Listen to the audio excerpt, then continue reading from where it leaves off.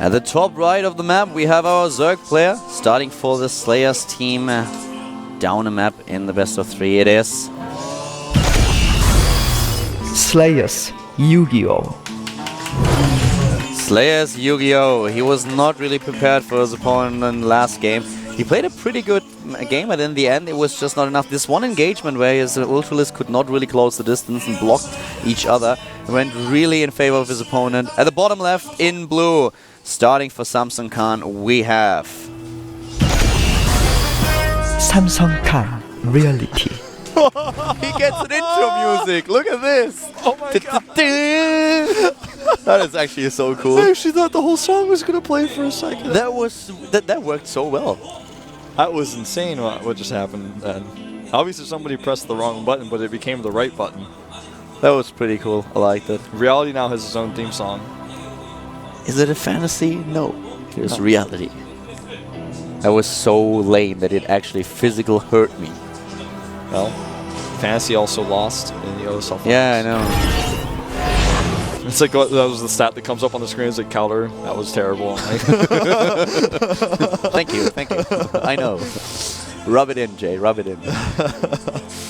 Well, Yu-Gi-Oh! So far going for pool first before hatch. Pretty interesting choice on this map, actually. The safer one, though, when you're down a map, I suppose. Gets him the queen a little bit earlier, but Yu-Gi-Oh! is a player who really likes to do this. But, well, once again, I really want to see what he's going to do right now. I want to see if he's starting with a little bit more aggression in this game. This is a 2-player map. This is a map where he can pull off an attack like this, and we'll find out soon enough. He knows about his opponent's timing for the expansion. So, Yu-Gi-Oh!, what are you going to do? A Marine already out on the map. Yeah, well, the Overlord sees it and is like, hey there, how you doing, buddy? To the right side, we have Overlord number 2. It's not going to be able to kill that one. 1 gas, 2 gas, no 3 gas. Doesn't have a third refiner available, but he doesn't have red fish or blue fish either. But he is going to probably go into Reactor Hellions and Cloak Banshees to follow this up. Red fish, blue fish. You know, one fish, 2 fish, red fish, blue fish. Do you know this? No. Okay, well, we'll talk about this later. Okay. Okay, you start laughing. I'm missing something here. Do you like green eggs and ham? You're starting to make fun of me, aren't you? No, do you like green eggs and ham? I guess. I don't know. No. Have you ever had green eggs and ham before? I don't even know what green eggs are. Well, they're eggs that are dyed green. Simply. Yeah, I guess I had that at some point, but... Have you ever had a cat in one of your hats before in the past? What the hell are you talking about? I'm just going to keep it a secret for now. I like this, actually. I'm going to keep up with this, man. This is... Alright, guys. Someone tweet me what he's talking about. Don't tweet at him. I want this to be a mystery forever. He's going to have to do research to figure this out. I'm missing something here. Look at him stutter stepping. He wants to kill that depot so bad. He's like, well, the lings are coming, but I gotta kill the neutral depot. He gets it, and the lings can't come in. You know that is really killing me right now. Well, no, it's actually not weird that you don't know this, but... okay, doesn't matter. I will look it up later. Red fish and blue fish. I remember that. Okay. And stupid cats and hats. Yeah? Okay. The cat in a hat, though, is very smart, actually. That is smart? Yeah, cat in a hat. I can see why a cat with a hat would be smart, but why is a cat in a hat smart? Well, it's... That sounds to me like a really dumb cat. Listen, why would you go into a hat? It's like Puss in Boots, man. Puss in a Boots. Yeah, okay. Alright, see? Puss with boots seems smarter, but the way it's written is Puss in Boots. Okay. Alright. Well, I'm glad we clarified that. I'm still not quite aware what's going on. It doesn't matter. We have a third base now, so we don't have the aggression that we are actually... that I actually thought Yu-Gi-Oh! Would put up here, so he's going for more of a standard game at this point. And, well, the Hellions shouldn't be able to do anything at all here. We have 5 queens already out on the map, so he should be able to actually defend against this. But, of course, the Hellions will be able to spot this. And, yeah, let's just see what reality does. But as weird as it sounds, I wouldn't be too confident if I was Yu-Gi-Oh! To play the straight-up game against reality now. I would like to just... pressure him a little bit, so that if there's a third map that he might be like guessing, okay, what is he going to do next, what is he going to do now. He showed me a macro game, he showed me a lot of early game aggression, that he can't just predict you.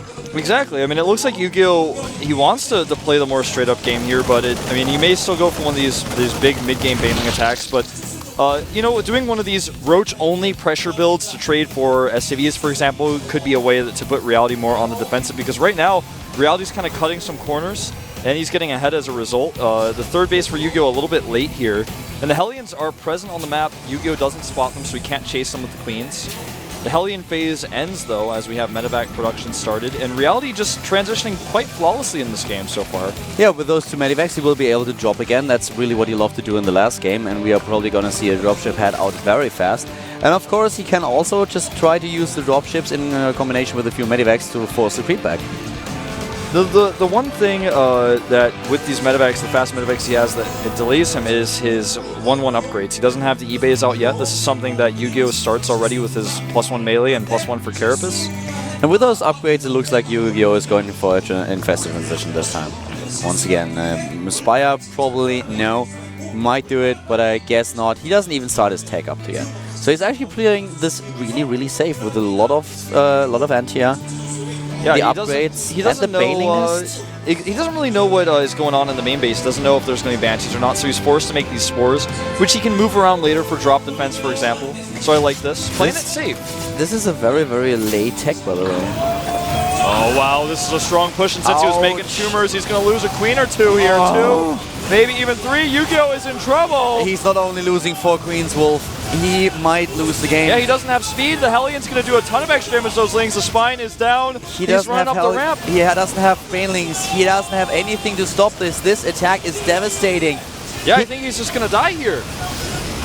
The Korean caster is called GG, if I'm not mistaken. Yeah, I heard that. It might actually be, because, well, now he has banelings. He needs to mob a few of them. He gets 9, but then the baneling nest is gone. He can do so much damage. Just look at this. This is devastating. If he kills, for example, the Overlords, then he will supply block his opponent. Now he's in the base. He sees the Queens. He sees the Zerglings. He sees the banelings with a good split. This is horrible. Oh my god. This is painful. This is so painful. Oh, messes up his pickup, though. This is something that's... I mean, Yu-Gi-Oh! Is still in a terrible position, but I mean, he was able to hold the attack. He's not going to die, but that could have been a lot worse if he killed all those banelings. And he may even get a drop here. That was really close.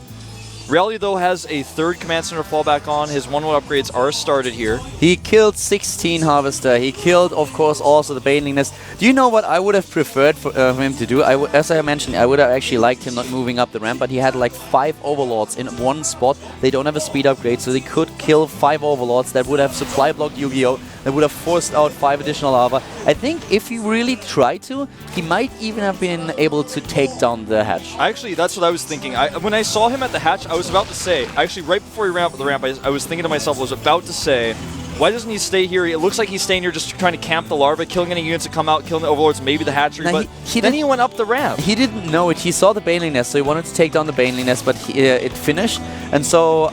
I think he didn't really, it was like, okay, well, can I actually kill the hatch right now? Are the banelings about to be ready? So let's just go up there and try to see if I can kill them before they spawn. I mean, he may have been able to kill the hatchery, but either way, he's still ahead. And things could have been even worse for Yu-Gi-Oh! But he gets lucky here. The resource is lost more than twice for Yu-Gi-Oh! What it is for Reality. He's getting Baneling speed. 2-2, a little bit ahead. We talked about that before. The infestation pit's on the way. But Reality's got a 3rd base up for free right now that Yu-Gi-Oh! Cannot touch. Cannot pressure. Yeah, you're so right. He cannot do anything about it. The armory lines up perfectly well with the +1/+1 upgrades for our Terran player. And now the Samsung Khan Terran is going straight for the +2/+2 upgrades, I guess. While he's getting tanks, he has everything that he needs, basically. So the upgrades are done. Let's see if the 2nd wave of upgrades is going to be started. It actually looks like he's missing it a little bit here, but moves out with his army at this point, and he has an army supply of 74 against 36. He has the +2 attack upgrade. Yeah, and he's going for a multi-pronged attack. Over to the left side, a big force, and on the right, it's going to be a medevac full of Marines to greet Yu-Gi-Oh! He's got Spores and Banelings in position, though, but he's going to have to cancel this hatchery. Baneling speed is not done yet. I don't know, I just said GG. GG on that hatchery, man. Yeah, that hatchery GG'd out. The drone cancelled it. I have like no idea why I said that. The drone looks at the siege tank and then it's like, okay, GG, I guess, and boom, it just explodes. I don't know, like, I guess maybe it triggered because, like, if you actually leave the game while one of your structures is building, it automatically just gets cancelled, but I don't know why I said that. Nice pickup there. Look where he is positioned. He's basically now just trying. This position at the ramp is great, and he takes down the Spine Crawler. And of course, at this point, Yu-Gi-Oh! Tries to get ahead in army supply. He tries to close the gap, but this is Reality has 2 times as much. He has twice as much army supply as the opponent. And once again, the drop. And the positioning here for Reality is exactly what we saw on Ohana, just on a different map. He sends a few units forward to attack the hatchery, keeps siege tanks and marines at a concave at the bottom of the ramp, takes out the hatchery. Now there's no way for Yu-Gi-Oh! To deny him. Looks like he wants to go for maybe a big counterattack. His Ling count is now up to 65. But it's just, it's not necessarily going to be enough. No, I don't think that's going to be enough at all. At this point, if you look at it, the hatch is gone. And with the hatch gone, he can now use the dropship again that we just see. It heads right into a Spore Crawler, which is not the smartest decision. He was focusing on another drop to the right side of the map. But now he is 2 base against the 3 base Terran. And this should never happen. There are even Marines in the main base right now that Yu-Gi-Oh! Completely ignores, and they are taking down Harvester after Harvester. Here's the big fight and actually late siege up for Reality. And I mean, this is the best engagement Yu-Gi-Oh! Could ever hope for. He's got the upgrade advantage with his Lings, and this actually evens up the supply better than he could have ever hoped for. But honestly, still Reality ahead at this point. But I like the position for Yu-Gi-Oh! Now. He's got the base at the bottom right. If he remakes his hatch in the middle, maybe he can pull something off here. But I mean, the reality, no pun intended, is that even though that was the best engagement ever, Reality's got a second army. And this is something that Yu-Gi-Oh! Is not likely going to be able to deal with. He's only got 2 Banelings on the map, does not have a lot of minerals. He's got the gas he needs, but if he makes these 11 Banelings, he can't make anything else. He's so far behind. The upgrades are better for Yu-Gi-Oh! Yeah, but there's nothing else that Yu-Gi-Oh! Is going for him. The base at the bottom right is nice, but everything else is just dying, and he doesn't have the mining. He has to cancel another hatch, and the harvester count at this point, 61 against 62. That's even, but without at the bottom right, do we have mining for the space going? He sends a few drones over, didn't he? Yeah, they just arrived. So this is the lifeline of Yu-Gi-Oh! If this is scouted and taken out, then suddenly he will just lose everything. And he might even lose the game right now. Wow. He had a Marine at the bottom right, and one of the drones long distance mined, and he saw it. He sees the expansion. He will send a few Hellions and Marines over. Yeah, Yu-Gi-Oh! Cannot hold this push. He does not have enough. There's too many siege tanks. The splitting from Reality has been the best out of any Casper player we have seen so far. This is getting crazy. He sends a few units down to the bottom right, a couple of Marines, not too many of them, and he continues the major push in at the natural. He's fighting at the choke point here. Yu-Gi-Oh! Will not be able to actually come through. He's cleaning up the creep, and here come the Marines to the bottom right. There's no run by at the top. The drones down here, they will die, and Yu-Gi-Oh! He has to attack into the funnel, and the siege tanks are just waiting for him to approach.